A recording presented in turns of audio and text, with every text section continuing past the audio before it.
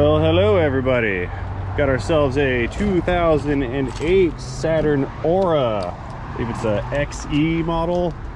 I already forgot. Let me go check. Yeah, XE. Customer states that the vehicle did not start. They replaced the battery and then it worked and then it didn't work. So maybe it's got a parasitic draw. Okay, I confirm. Vehicle does not start. Let's see if it's got power. It does have some power, but it doesn't crank. Okay. Well, let's see. No security light. Let us pop in the hood, take a look under the bonnet, see what's going on in there. I brought the multimeter with me. I'm gonna go ahead and recheck their work and make sure all that's good to go, and then we can proceed with further diagnosis. Let's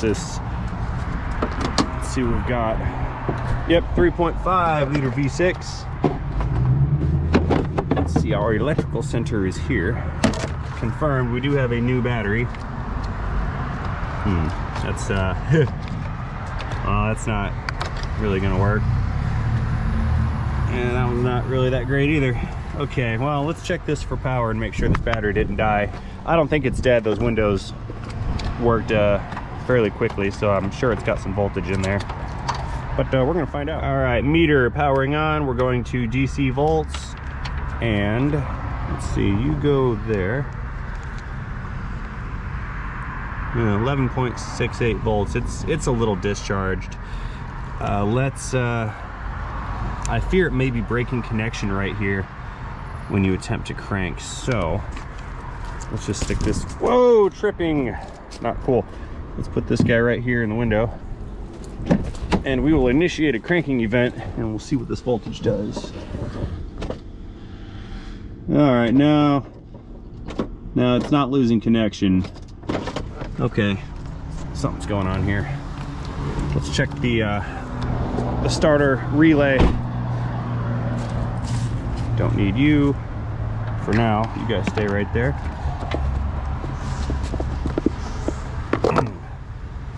Let's see what we got here. Starter. Okay, we have a fuse for a starter, 26. 26 is this one. That's not it. Relays, micro relays. What do we got? AC clutch, no. Stop lamps, no. Running lights, no. Oh, here we go. 32. Run and crank under mini relays. So let's see, that's 32. So this is 32, and let's just swap this one out with another relay that is similar. The reason I'm going to swap these is because if this relay was faulty, then swapping it with another relay would move the faulty relay out of the run and crank circuit, and if that's faulty, then it should crank now since I have another relay in position. So let's reach on in and find out. Nada, still no cranking. All right. Well, let's see. I know. I think I can reach the relay and the ignition key at the same time. I want to feel this. Normally I would call a helpy helper, but I think I can reach it, or at least listen for it. I'm going to listen for that relay to click. Okay. Okay, I did hear the relay click, so just to confirm that it is, I'll remove it and then cycle the key again. If the click is gone, then I know it was trying to close. All right, no click. That's cool. So we know that the key is sending the crank signal to the fuse box over here. What we don't know is if the fuse box, well, we know the fuse box is closing the relay and that it is powered and grounded. So we need to determine if there is cranking signal going down to the starter solenoid, which is way down there. And I'm not gonna find that in the parking lot. So let's go consult the wiring diagram, see which one of these pins in the fuse box is wired straight to the starter solenoid. Excuse me. Wired straight to the starter solenoid. We will manually supply power to the correct pin to actuate the solenoid. and that will help us determine if the starter solenoid is faulty or not. So let us go to the wiring diagrams. Okay, I've got the starting charging circuit pulled up. Now let's try to zoom in some here. Maybe you guys can see better that way. All right, here's our starter motor. It looks like the big red wire, that's to battery, that's power supply. We're looking for the purple wire, which is the solenoid wire, and that runs to starter relay, which is where we just were. That's gonna be pin 87 on the relay. So let's manually supply power to pin 87 at the fuse box, and then we'll see if that starter solenoid closes. All right, so we've got 87 on the relay, and 87 is this one, which translates to this right here being pin 87. So let's wire up this little jumper device here. I know I'm supposed to use a fused jumper wire, and I could do better, but this is just how it's gonna go. All right, shoe. Let us supply the other end of our jumper. Let's shield that away from any ground sources there. We'll supply that to power, like so, and we will power pin 87. Okay, nothing. I don't hear anything happening at the solenoid. No, I know that one's ground. Okay, just to make sure I didn't get these backwards. Okay, so I know I'm supplying power to the circuit that runs to the solenoid, and the solenoid is not closing. I'm now suspecting a faulty starter solenoid. However, before condemning it, we're gonna push this into the shop. I'm gonna lift it up, and then I'm going to remove that purple wire which supplies the power to the solenoid from the starter solenoid, and I will recheck voltage there when the key is commanded, just to confirm that that starter is inoperative. And judging by the amount of oil leaking down on this thing, I suspect that that is faulty. That's where I put my money at this point. But I'm not a betting man unless I know I've already won. So let's confirm before we do anything. And I've got to do something about these. That's that's just not gonna work. No. Okay, let's go find some pushers. I'll be back with you guys in a minute. And poof, there it is. Moving on up. Okay, whoa. Exxon Valdez. Ah, that's nice. This is in fact the quintessential self-lubricating chassis modification. Also great for anti-corrosion. Wow, look at that up there. Hang on, I'm gonna get you guys way up in that hole. Illumination. Yeah, this thing is it's hurting a little bit, but that's not why we're here. Let's pluck that starter wire out and get a meter on it. Now, I do not wish to saturate myself in lubricant, so try to do this without touching anything. Okay. And we need a probe that goes in there. All right, that is sufficient. Wire's running down. Now I can let this thing down, and we'll put the meter on the other end of this probe and then crank it with the key. See what happens. All the way down. Come on, your car's gonna overheat.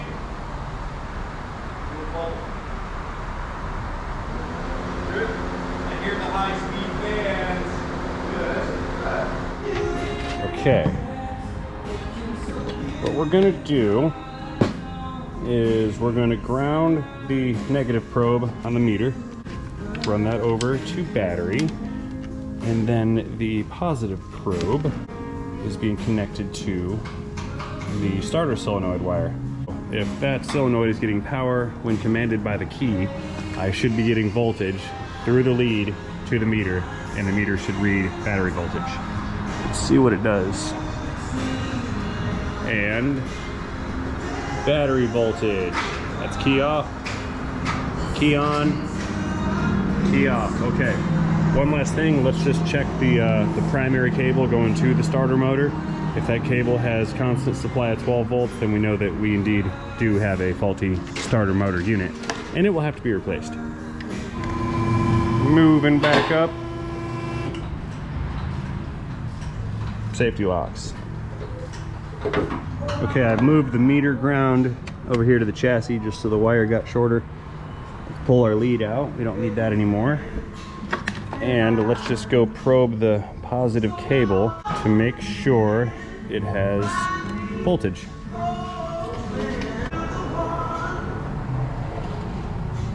We're on, and 12-ish, 11 volts. We have battery voltage and we have signal to the solenoid. This vehicle has a faulty starter motor. I will go communicate my diagnosis and we'll see what they want to do. I'm also going to suggest they replace these valve cover gaskets for this massive oil leak, because that's probably what killed the starter motor to begin with. But don't worry, you won't be standing by long, because due to the magic of film editing, the transition will become instantaneous. Poof, just like that. Brand new starter, approved, ready to go. Let's see what we got in here.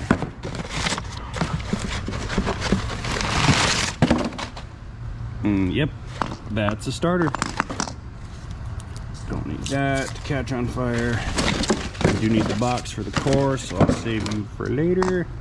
Let's pull this thing apart and get it done. I already have the battery disconnected for safety, so let's go back up. All right, gonna need the 7mm gloves for this one, because I don't want to get my hands lubricated with all that nastiness on that car. Shoo. Time to install the PPE. All right, this should be fairly easy. We got the power cord, which I can't reach right now. There's two bolts to hold the starting unit in, and then there's this little shield here with a couple 10mm bolts. They're hard to see because they're buried underneath of a pile of sludge, but we'll get them out of there. There's one. Come on out. Now that one. Yeah, oh, it's polluting on me. All right, now we're exposed. We can see the flywheel in there. Flex plate. It's an automatic trans, so that's technically just a flex plate. And I think those are, I want to say they're 15s, but I've been wrong about 97% of the time, so I'm gonna grab a 16. All right, let's see how wrong I was. Yeah, 16, no, not good. But I brought the 15 just in case. Yep. Let's see if the Milwaukee will take this out or not. Not without an extension. Nice.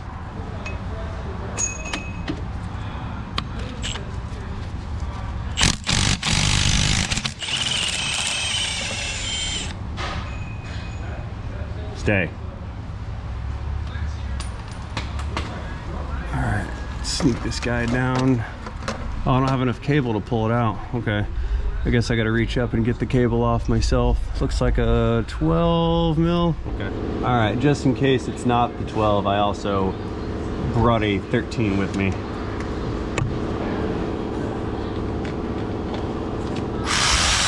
And yep, 13 it is.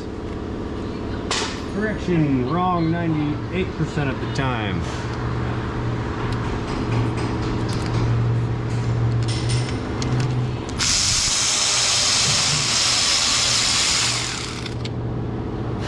No reverse click needed.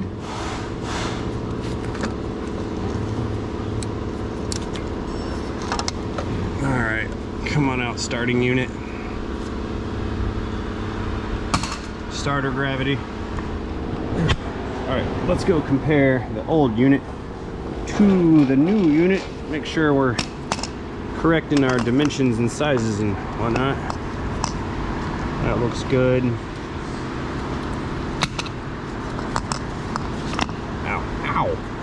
Okay, all that looks good. I believe this fits. So let us get this one installed.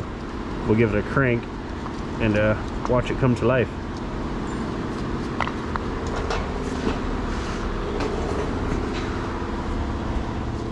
Alrighty. You go up there. There was actually two cables on this starter. Ow! It almost got me in the eyeball. Now I know one of them is power to the battery, and I'm not sure what this one does. I believe that's output power that just goes somewhere else. There. Got our little lock washer.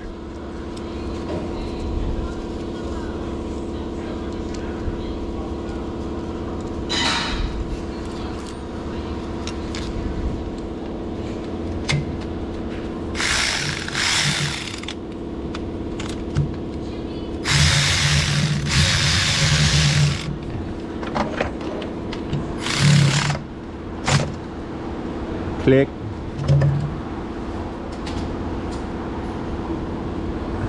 This little weather seal fell off. So I'll just stick that back on there and plug you back in. There's debris falling on me from everywhere. That seal is swollen because it's oil soaked. I disapprove. Yeah, it won't let the connector seat. That's not good. Here, let's try something here. We'll put the seal in first. Shove it way down, all the way. There we go. Now we're connected. Okay. Beginning inverse installation procedure now.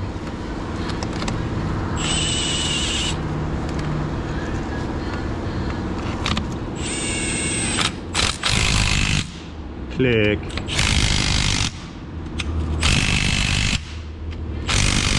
All right. 2 more fasteners and we'll give it a go. Let's see what she does.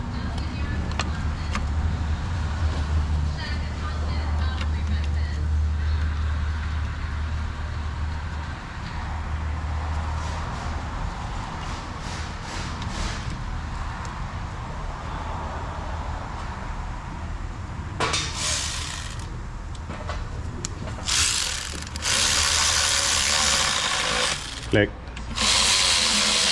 Twice. All right, let's let her down, fire it up. Flashlights, you're coming with me.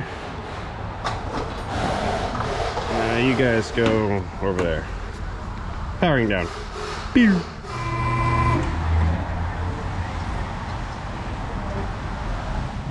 All right, let's throw this battery back on.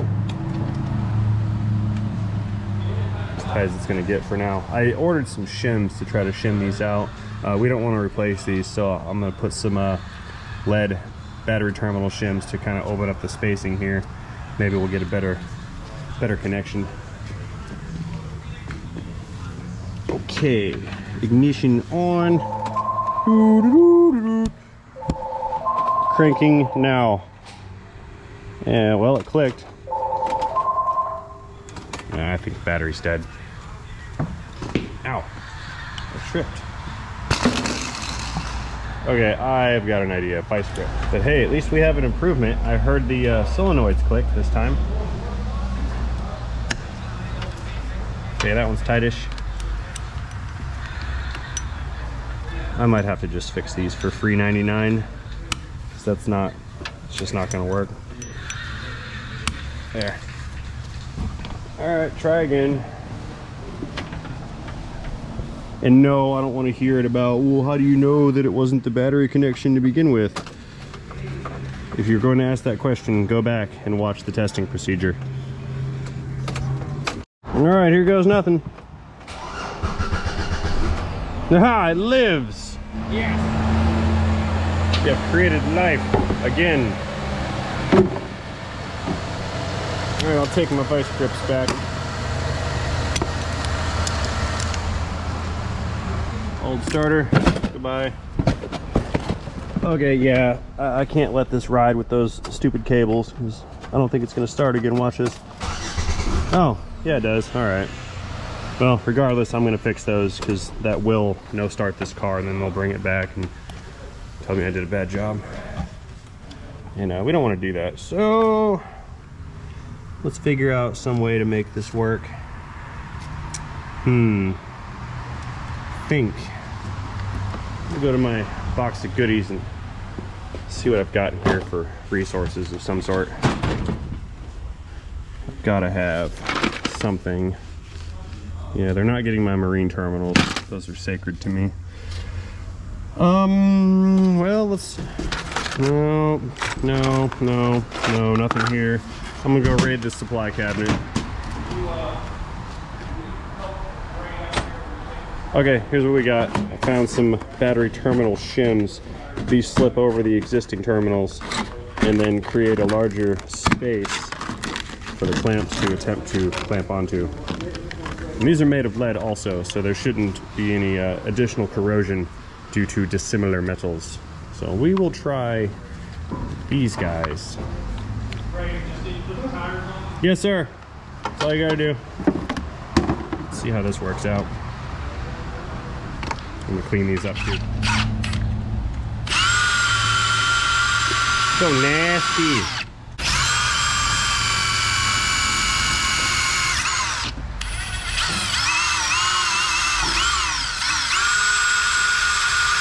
All right. Okay, that one goes right there. Oh, you're hitting batteries with hammers again, rookie. It's not very tight, but it will be. Okay, next task is going to be to open this up some. I'll use some snap ring pliers.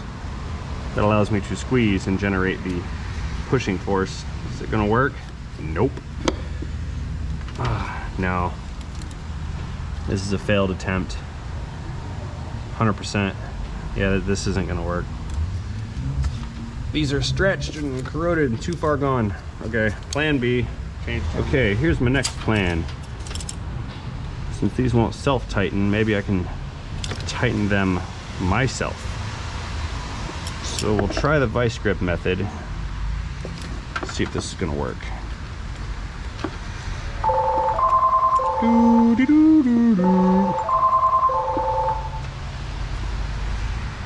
Yeah, that did tighten. All right.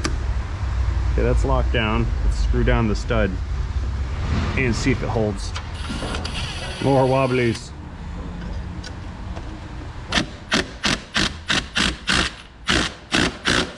Click.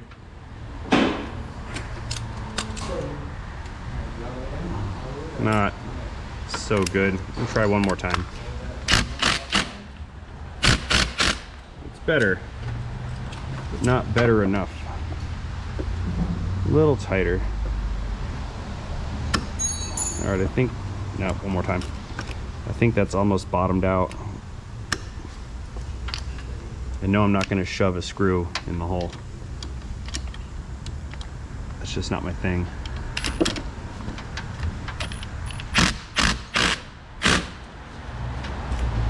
Stay stationary.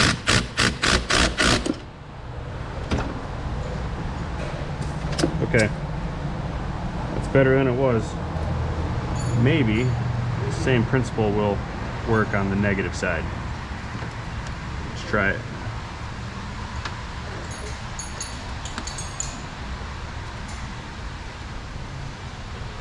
I don't think that's gonna work here. Not on this one. Nope.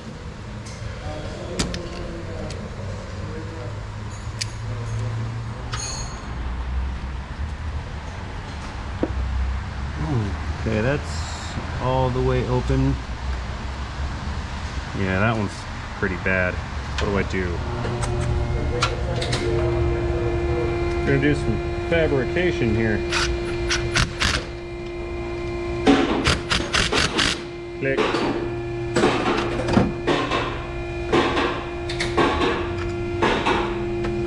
Yep, I'm gonna cut that off, drill a hole in it, bolt it on. That'll work.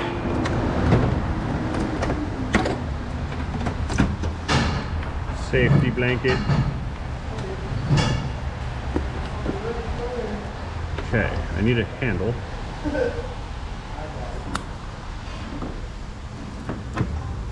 And a cutter.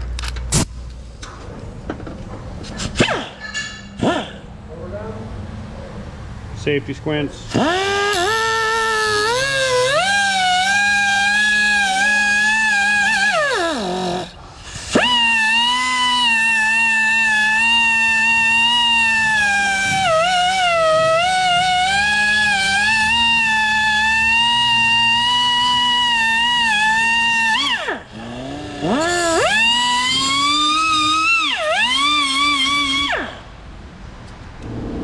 All right, let's see if I can reshape this properly.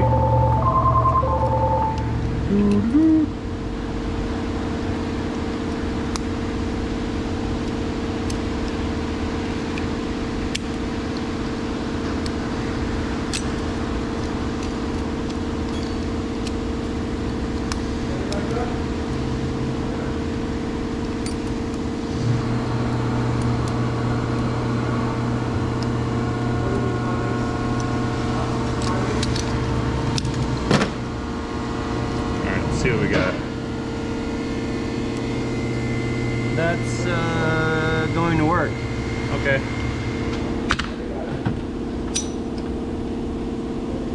Let's hold that again. Click.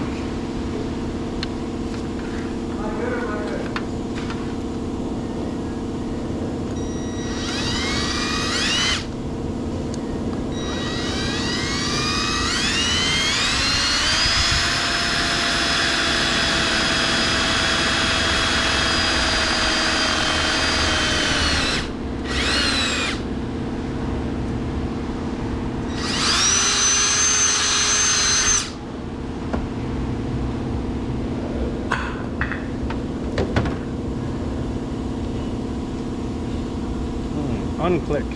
Get off of there. They're kind of working. Not quite. I don't have room for my nut. Idea.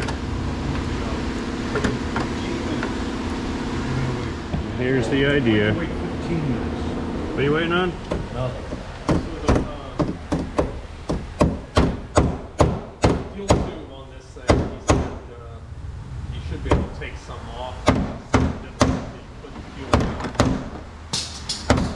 Gravity. Oh, you mean at the filament? Yeah.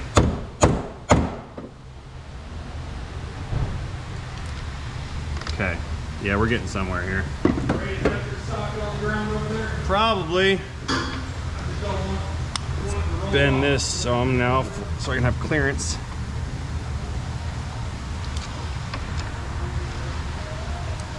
All right, now it's fitting.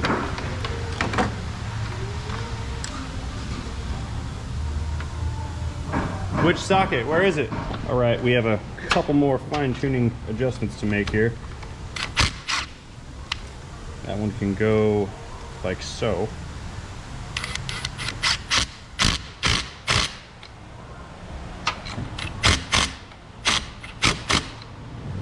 And then we can tighten that down and this is good.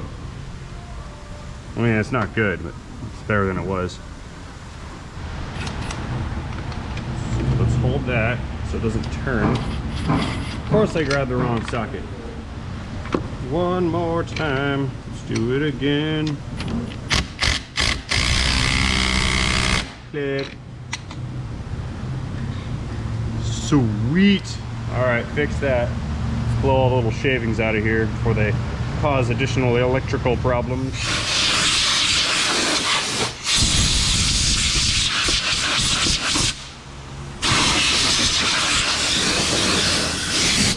Okay, one thing I don't like is this edge right here. That's bothering me. I have to cut that off. I don't like it.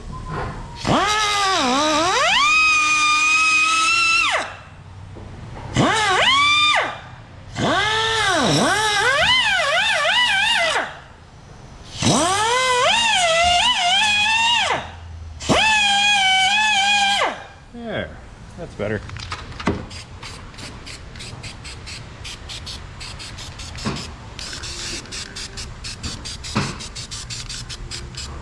Legendary. All right, let's try it now. Starting the engine.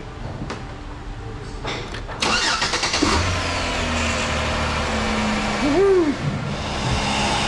All right, success has been achieved. You gonna fit? Nope, not gonna fit. Reach in there and shut her back down. All right, guys. It's gonna be a wrap for this video. I think I actually may end up doing a part 2. They're indifferent or not on whether to have me replace those valve cover gaskets. That way we don't ruin anything else in this car. If I end up doing those valve cover gaskets, then there will be a part 2. If I don't end up doing those valve cover gaskets, then this is the end of this particular Saturn. That being said, as always, I'd like to thank all of you guys for watching my video. I certainly do appreciate it. The only thing I would ask of you is that if you like this video, for you to go down to the comments section and drop me a comment or two. While you're down there, don't forget to tap that like button. And most importantly, don't you forget to have yourselves a great day. See you guys later.